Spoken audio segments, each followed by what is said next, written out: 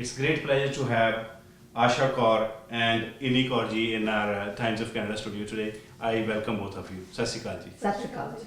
As we are talking about 550th Prakash Purva of Guru Nanak Dev Ji, the celebrations are being done all over the world.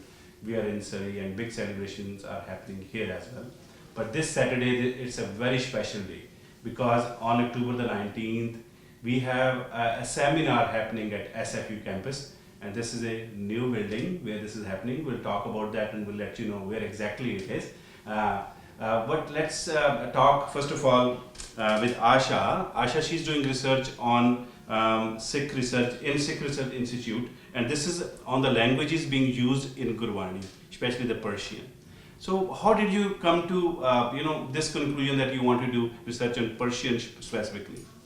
So I studied Persian in university, and I started to realize that there was a much greater degree of Persian in Gurbani than I had ever known. I think it's quite known that Guru Gobind Singh Sahib wrote in Persian, but we have a lesser understanding of the earlier gurus and also the Bhagavats as well. But for Nanak Shahi 550, we're focusing on Guru Nanak Sahib and his very specific use of the Persian language, because it was not just a coincidence. There was a very specific choice to use this language, and there's a very specific use of the words to create a new message in the language that people understood best for certain contexts. You know, during Guru Nanak Dev Ji's time, 550 years ago, 540 years ago, when Guru Nanak Dev Ji was going around and he was talking to different people. So obviously, different people were talking different languages, and Persian was one of them.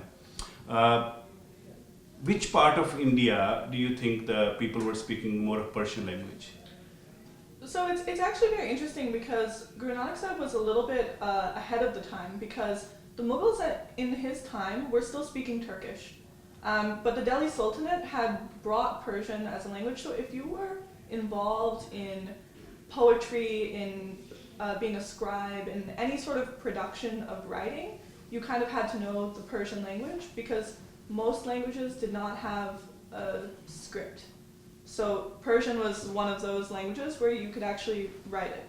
And so it wasn't in a specific location. This isn't a language that people spoke because it was necessarily their culture or from the place. It was more about what was your occupation and what was your connection to politics. So it's very political. All of these statements, when you see the Persian Shabad, there's lots of discussion of the court, of kings and rulers. So these were commoners that were working in the royal court with the rulers of the time. How much research have you done so far in regards of researching some of the Shabads? Have you done a lot, like all over, all the Shabads that we have in Guru Granth Sahib, or some of them so far? So right now we are actually still identifying the amount of Persian Shabad in the Guru Granth Sahib. We have 6 that are that I've done full analysis and sort of research on, but there are many more, and I think it's a journey. We're discovering more and more Persian in Gurbani, that there hasn't been a systematic effort to figure out how much there is. So this is a journey, and we're starting Guru Nanak Sahib, and then we can move forward with to other gurus and gurus. so on. Yeah. Is there any specific Shabad that that you know or you have done some research on that you can give us as an example? So the most well-known is Yakiloj Guptam. That is one that most people can kind of think off the top of their head that that's a Shabad in Persian by Guru Nanak Sahib. At the conference, we're actually printing out some of our articles, and the Shabad that I have included in there is Chelmil Bisyar Dunya Fani, is another one that's in pure Persian. What does that mean? This means a great many desires of the mortal world. Okay. And so I identify Shabads. There's some that are pure Persian, which have Persian grammar, and some that are kind of a mixed. Some Persian language. words, the rest of the, it could be Sanskrit or Gurmukhi or any other language. Yes. Very nice. These days, when we talk about languages, a lot of people, they just talk about one specific language. But when we really give it a thought, is it not possible to stick with one language because it's globalizing? Entire world is now one word, as Guruji said. Right. Sanjay Sabbe Sanji Val Sadayan Koi na dise bara jiyo. When we say Koi na dise bara jiyo, it means people living in Canada are same, people living in US are same, UK, Europe, Arabian countries, or Asian. We are all one. When we are all one, it means all the language being used by each and everyone is our language. We have to communicate with each other in their language first of all. Second step, we might be able to teach them our language, but first of all, we have to start with their language. So I really appreciate your work that you're doing, and especially recognizing and doing research in Persian language. I think this will also educate our next generation, my generation as well. We have not done any research so far. We have not learned so many languages so far. I think we need to work more towards that to understand the philosophy of Guruji and other Gurujis as well. Kaur ji, once again, welcome to the Times of Canada. Again, the concept of oneness that we were discussing earlier, let's go over there. Does the languages, when Guru Nanak Dev Ji has written so many shabads in Gurbani, and all of us, we know that he has used many languages in it. So when he went to Kabul, Kandahar, he went to all the way from Pakistan, northern India, and he went many other parts of India as well. So what other language do you think Guru Nanak Dev Ji were speaking? How he know all of these languages? That is a question for Guru Sahib. It's not a question for us. But I want to pick up on something which Asha mentioned, that the shabads which Pacha wrote, it was specific to the kings and the courts.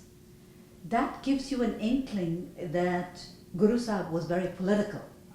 And we have this idea of, we have this vision of Guru Nanak Sahib as being only spiritual, that he was a very peace-loving, and yes, of course, that is part of it. But there's a very important component that he spoke to the royal court. He spoke to the kings. He actually, if you read the Babar Bani in the Guru Granth Sahib, he said that the kings are the butchers. He exposed him directly. He exposed. And he was the only spiritualist, so-called spiritualist, at that time who stood up. So what does that tell us? That doesn't tell us that we have to sit up on the mountain and only do jap, right? We have to be in the world, participate in the world, live in the world. And then you mentioned about oneness. So what is this oneness? This oneness actually is that there is no other. Mm-hmm. And how do we process that oneness within ourselves? First, we have to first look at ourselves, because we are the smallest unit, and then go to the family, then go to the community, and then go to the world. But if we have not joined, if we are not in ik, what can we bring to the outside world? So what is that ik that Pacha is revealing? That is the revolutionary thought. Because Pacha actually changed thought. And the spiritualists and the religious people were like, what happened here? And Pacha gave us that freedom. No longer are you tied to the thread givers, to the mantra givers, to the middleman. You have a direct connection. So today, if we are going to the babas, and if we are going to wear these tagas, and if we are going to wear these charms, what are we actually doing? We are going against everything of Ik Onkar and what Pacha has revealed.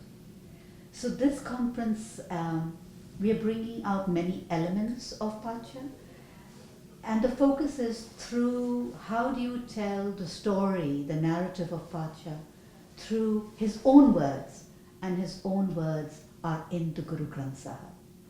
Right?